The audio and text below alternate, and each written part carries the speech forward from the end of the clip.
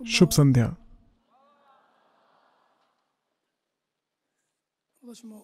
एक और वर्ष भी बीत गया।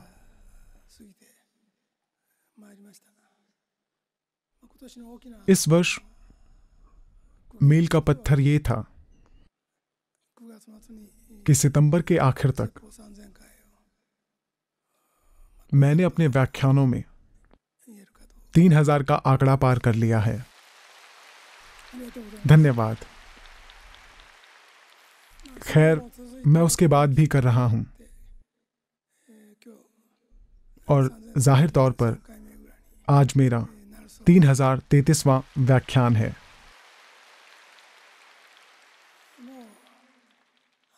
जब तक मैं कर सकता हूं, मैं इसे जारी रखना चाहता हूं। मैंने सभी बुनियादी शिक्षाओं के बारे में बहुत कुछ कहा है, लेकिन फिर भी अभी भी ऐसे देश और क्षेत्र हैं जहां इन शिक्षाओं का पहुंचना बाकी है। अपने दृढ़ संकल्प के बावजूद मुझे लगता है कि दुनिया के जितना कुछ बड़ा करना सचमुच में कठिन है। जापान के आसपास विभिन्न राजनीतिक हालात तेजी से बदल रहे हैं और मैं शाश्वत और सार्वभौमिक शिक्षा देने की इच्छा तथा सामयिकी मुद्दों को हल करने के लिए सेवा प्रदान करने की इच्छा के बीच परेशान हूं। वर्ष भर अक्सर मैं इन दोनों इच्छाओं के बीच डगमगाता रहा हूं।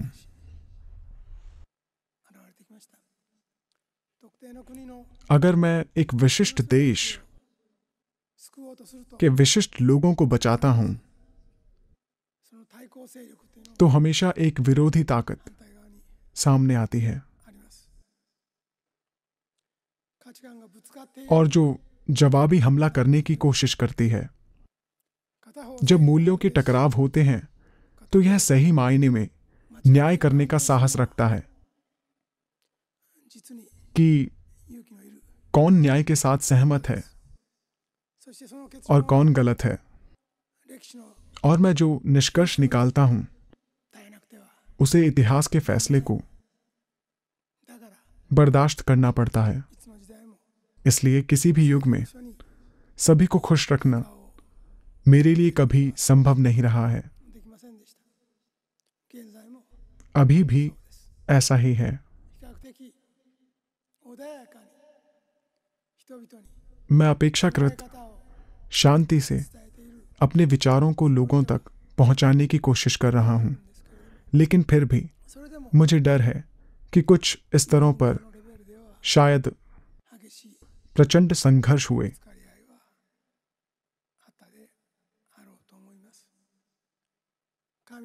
ईश्वर की इच्छा, प्रेम, साहस और न्याय के बारे में मनुष्यों को सिखाने की कोशिश में विशिष्ट सांसारिक मामलों में लागू करने के लिए मैं कभी कभी इसे नीचे लाता हूं, लेकिन उस समय हमेशा मूल्यों में टकराव दिखाई देगा। ये कुछ मामलों में दुखद है। जब मैं एक आदर्श फैसला देखता हूं जिससे उस मूल्य को नकारना होगा जो किसी को लगता है कि महत्वपूर्ण है, तो प्रायः वो व्यक्ति मेरे सभी विचारों के लिए अपने दिमाग को बंद कर देगा जिनको उसने पहले स्वीकार कर लिया था। ये वास्तव में दुखद है।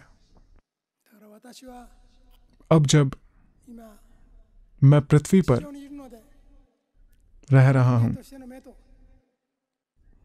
तो मैं एक मनुष्य की नजर से चीजों को देखता हूं,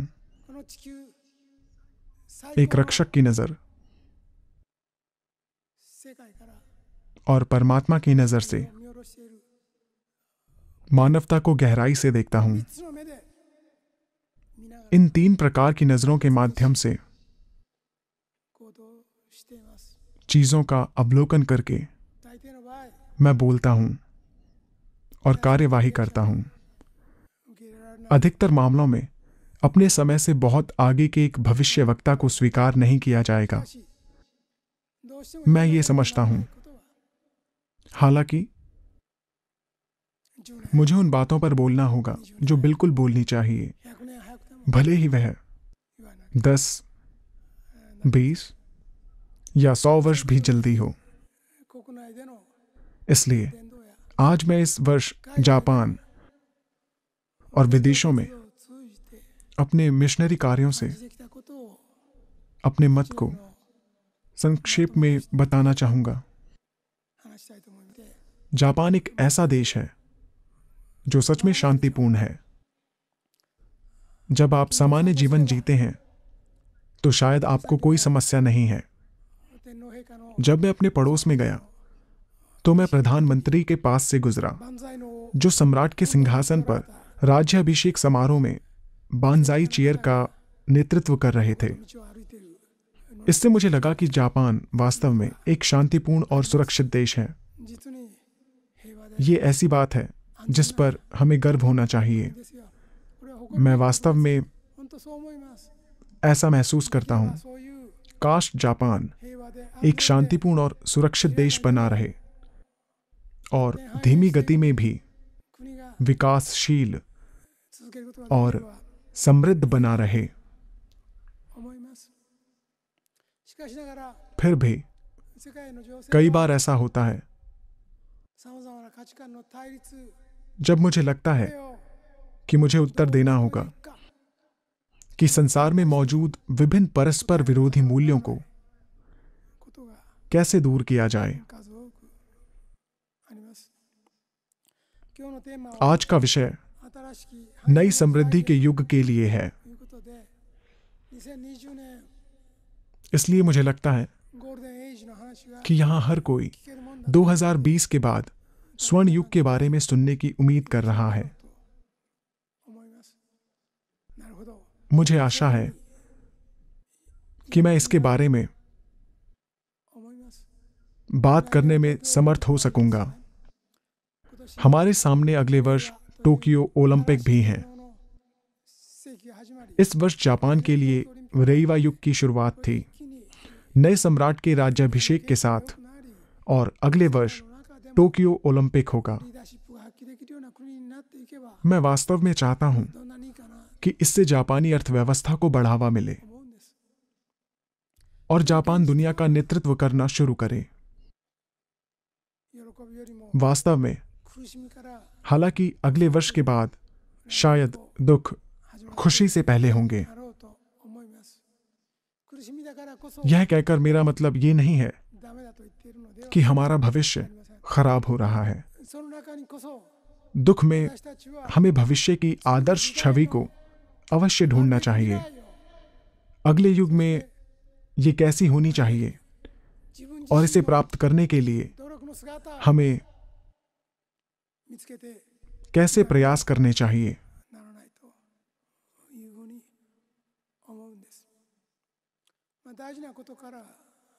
महत्वपूर्ण मुद्दों का हवाला देकर मुझे बात शुरू करनी चाहिए। विशेषकर जापान में टाइफून के टकराने की संख्या को देखते हुए धूल के तूफान के सामने सौर पैनल जरा नाजुक होते हैं। अगर चीन की ओर से धूल आनी बंद हो जाए तो इसमें थोड़ी मदद मिल सकती है, लेकिन अगर पैनल धूल से ढक जाते हैं तो इससे बिजली पैदा नहीं हो सकती। ये एक वास्तविक समस्या है। इसलिए हमें इन पर्यावरणीय मुद्दों से भी लड़ने की जरूरत है, जबकि हैप्पी साइंस को नास्तिकता और भौतिकवाद के खिलाफ जरूर लड़ना चाहिए। हमें इन पर्यावरणवादी, जो कि भौतिकवादियों के एक अन्य रूप हैं, के खिलाफ भी लड़ना चाहिए, जो विकसित देशों पर हमला करने की कोशिश करते हैं। अभी कार्बन उत्सर्जन एक बहस का मुद्दा है। लेकिन मैं कहूंगा कि इस जलवायु परिवर्तन का कारण कार्बन उत्सर्जन में वृद्धि नहीं है, जो मानव को संकट में धकेल रहा है। इस सिद्धांत को मानने वाले लोगों में से कई लोग ऐसे हैं जो सर्वनाश जैसी घटना से प्रेम करते हैं। मेरे लिए यह कहना अजीब है, लेकिन मुझे यह थोड़ा हास्यास्पद लगता है। कुछ वैज्ञानिक पिछले 30 वर्षों के दौरान बढ़ते तापमान के रिकॉर्ड का उपयोग वैज्ञानिक प्रमाणों के रूप में करते हैं, ताकि ये दावा किया जा सके कि यदि बढ़ते तापमान को रोका नहीं गया तो जल स्तर में वृद्धि होगी, जिससे देश डूब जाएंगे और अधिक आंधी और बारिश हो सकती है। वे कहते हैं इससे ग्लेशियर पिघलेंगे और मानव जाति के अंत की शुरुआत होगी, परंतु ये सच नहीं है।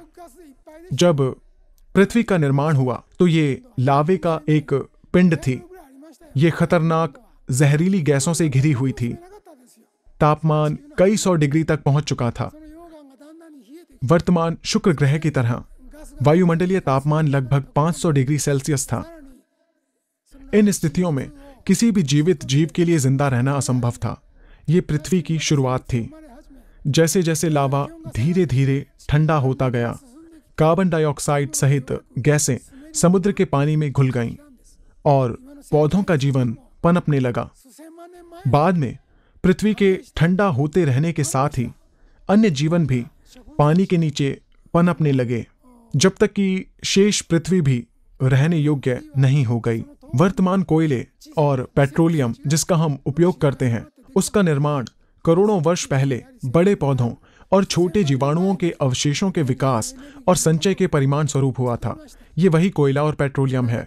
वर्तमान ऊर्जा संसाधनों को लाखों वर्ष पहले बनाया गया था। इसलिए यदि आप चीजों को लंबे समय में देखते हैं, विशेषकर उस समय से पहले जब डायनासोर पृथ्वी पर विचरण करते थे, तो ये विचार कि कार्बन डाइऑक्साइड की वृद्धि पर्यावरणीय परिवर्तन का कारण है, वास्तव में अजीब तर्क है। समुद्र के तापमान में 1 से 2 डिग्री की वृद्धि पर हमें जो डर है वो वैज्ञानिक विश्लेषण नहीं है, लेकिन तथ्य ये है कि मानव मन परमेश्वर के विचार से भटक रहा है। इसके परिणाम स्वरूप पृथ्वी कई बदलाव का कारण बनेगी। ऐसा इसलिए होगा क्योंकि पृथ्वी स्वयं एक जीवन रूप है। यदि 8 बिलियन लोग या शायद 10 बिलियन लोग जो पृथ्वी की सतह पर रहते हैं उनके विचार गलत हैं, तो पृथ्वी स्वयं परिवर्तन का कारण बनेगी। परिवर्तन केवल समुद्री जल के तापमान में वृद्धि के कारण नहीं होगा। यहां तक कि अगर समुद्री जल का तापमान बढ़ता है तो पानी का वाष्पीकरण होगा, जिससे बादल बनेंगे और अंततः पृथ्वी को ठंडा करने के लिए बारिश होगी। यहां तक कि अगर कार्बन डाइऑक्साइड बढ़ती है तो पौधों का जीवन सरलता से पनपेगा। ऐसे परिवर्तनों को नियमित करने के लिए पहले से ही एक प्रणाली मौजूद है। यही कारण है कि ये नियम कठिन हो रहे हैं, क्योंकि पृथ्वी पर रहने वाले लोगों के विचार गलत हैं और वे सांचे में ढल रहे हैं। इसलिए हालांकि ये कुछ अजीब लग सकता है, पर्यावरणीय मुद्दों का समाधान और मानवता को विलुप्त होने से बचाने की लड़ाई सत्य के प्रसार में निहित है। यही आप सभी अब कर रहे हैं, लेकिन यहां अभी तक पर्याप्त शक्ति नहीं है। कृपया सत्य को पूरे विश्व में फैलाएं। आस्था में प्राकृतिक आपदा के प्रभाव को रोकने और हमारे भविष्य को बदलने की शक्ति है।